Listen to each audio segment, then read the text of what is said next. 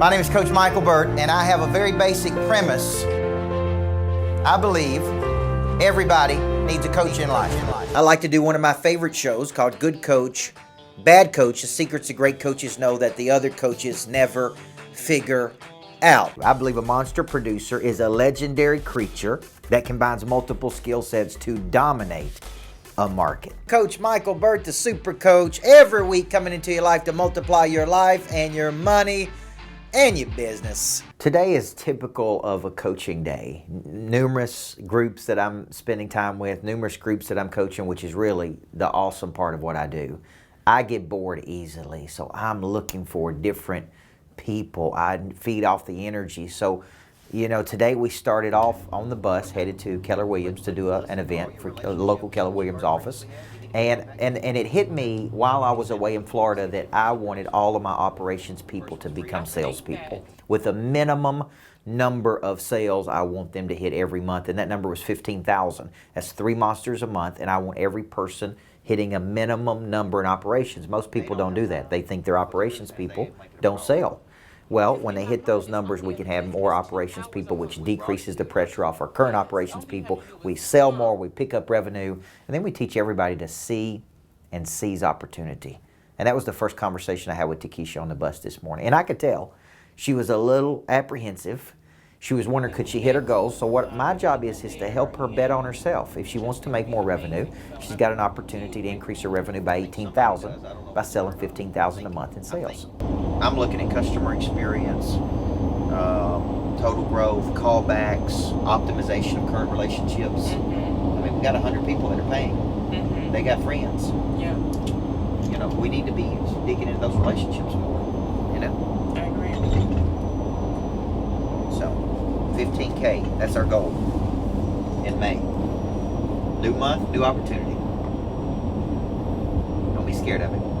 I'm not scared of it because I was just thinking it this morning. This is weird that we're having the conversation when I was just saying to myself that I want to sell 5 monsters producers this month, 4 to 5. So you're saying 3. I mean, you've had months where you signed 3 of them already. Yeah. Okay. Last month. See? Easy breezy. Then we left there and went to the Keller Williams. All right, almost showtime, guys. Got some real estate agents. 5 small shifts to have a massive increase. That's what we're talking today. And I try to draw an analogy.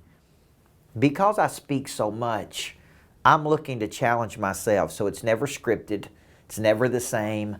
It's not, I'm a speaker that's got one presentation and I'm just looking for a new audience to give it to. I wake up in the mornings and I meditate on what I'm going to talk about. I take notes. I think about it. And then I read the audience. So this morning I equated selling real estate to getting people to the circus. How do you get people in the tent? What do you have to sell them once you get them in the tent? How do you get them to come back? And how do you give them something to talk about? And it's an easy analogy because everybody's been to the circus at some point. And here's the problem. Most people can't get enough people in the tent. It is number one, we got to figure out a way to get people to the circus. Y'all ever been to the circus before? Okay? We got to figure out how to get people to your circus. We got to get people in the tent. Okay? This is called lead generation. How many people would like to have 3, 4, 5 times the amount of leads you're currently getting? Qualified leads. Not crappy leads. Not fake leads. Real leads, real people. So we did a great 30 or 45 minute coaching session there. We will pick up 3 or 4 monster producers, people that are serious and don't want to just get the cotton candy of a speaking engagement. And that's our number one way we get customers is to get me out on the circuit speaking. So we're constantly looking. And I feed off that energy. So I had a great session there. We left and went to Middle Tennessee Electric Membership Corporation. And these are tough guys, man. These are guys that work on the electricity in your community. Climb up there in the middle of the night on a Saturday night in a storm and work on the power. Stop number 2, guys. Stop number 2. Getting here coaching folks up. My message there was to try to get them to think about their own potential, to see their work as the distribution channel for their talent. I tell my employees up front, if you're going to get your feelings hurt every time I challenge you, or you're going to be defensive about everything, or you can't handle any type of constructive criticism, you don't need to work with me. But if you are seriously interested in your potential, I'm the guy for you. And ultimately, I brought it back home to how do you become a great coach that other people want to play for and not create an adversarial relationship between you and your employees, because most people don't believe that blue-collar workers want motivation. They say things like, well, they don't read books, or they don't, and that's nothing could be further from the truth. They're people. They got a body, they got a mind, they got a heart, they got a spirit. They need to be nourished, they need to be fed. And what I did today is pour into those. And although they were a little pensive at first, by the end of the presentation, man, they wanted to talk, they wanted me to sign their books, they're asking questions, they're taking pictures, and I connected hopefully with their mind and their heart and their spirit. And a few of those people walk out of there going, that guy's right, man. I got more potential in the tank. And that's just before lunch. That's everything we did before lunch today. In our coaching programs, one of the biggest reasons that a person wants a coach is for accountability. And they believe accountability is an outside factor holding them accountable to their actions and their dreams. I would tell you that a person needs accountability for these reasons. We all start with good intention. We get inspired. We get an inspired state and we want to take action, but we fall off the wagon. We lack self-discipline. We have too many things going on. We don't have a structure. We don't have a system. We live in the past. We get sidetracked. And so we start with good intention, we fall off the wagon, and then we feel guilty. And the guilt is associated with grief. We're grieving our lost potential. And most people will go years and years and years of their life without activating their potential. A good coach holds people accountable, and sometimes just hearing it. So in Monster Producer, twice a week, I offer an accountability school for every person that's in Monster Producer to go through. They can be on there every single week if they want to get interaction with me, to hopefully I could supply some energy and power to them and influence to them. But more importantly, to say, what are you doing? What you're learning? You're paying money. You said you wanted to get better, but you're not doing anything that we're teaching you. Why not? I don't want you to experience that grief.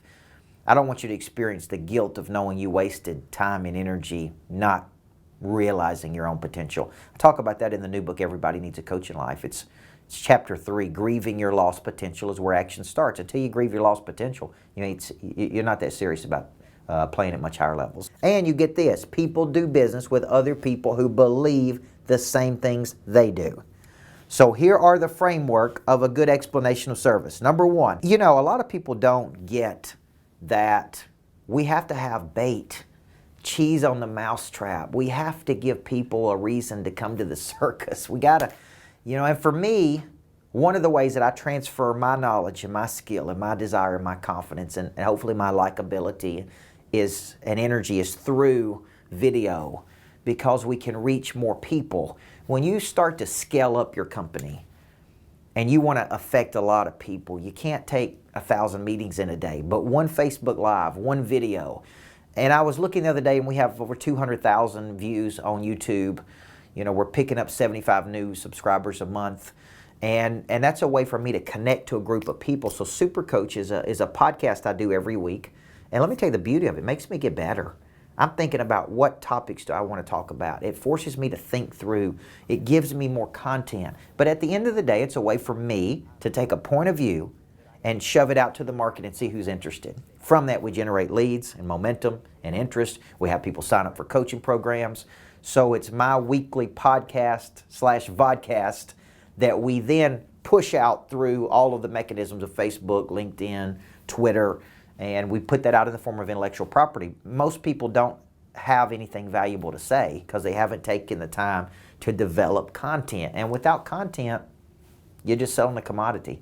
What I'm selling is experiences, confidence, energy, focus, structure, relationship, creativity, direction. And I give that to people through a weekly show called Super Coach.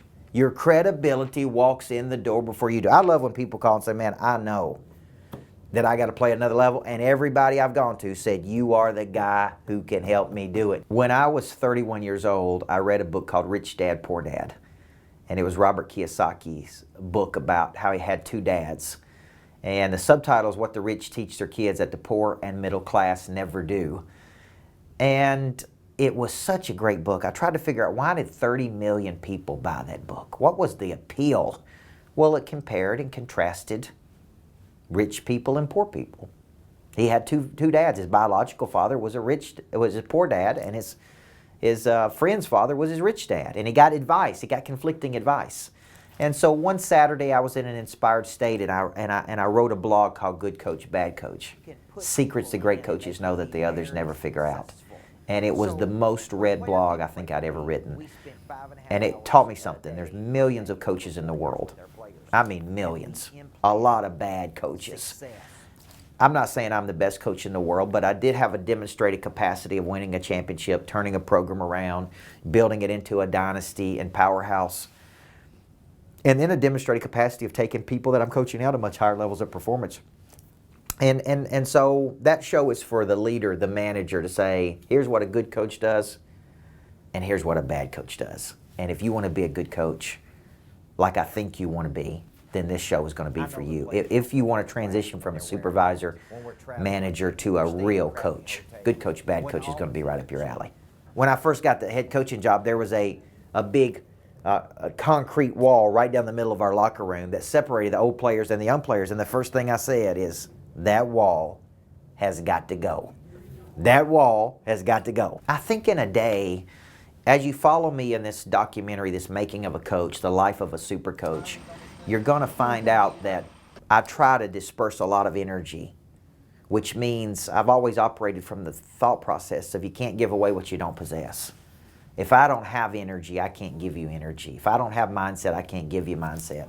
And so I think you're going to see that we push energy out to the market. We attract like-minded people back to us. And just like everybody else, you're going to see that we're selling every day.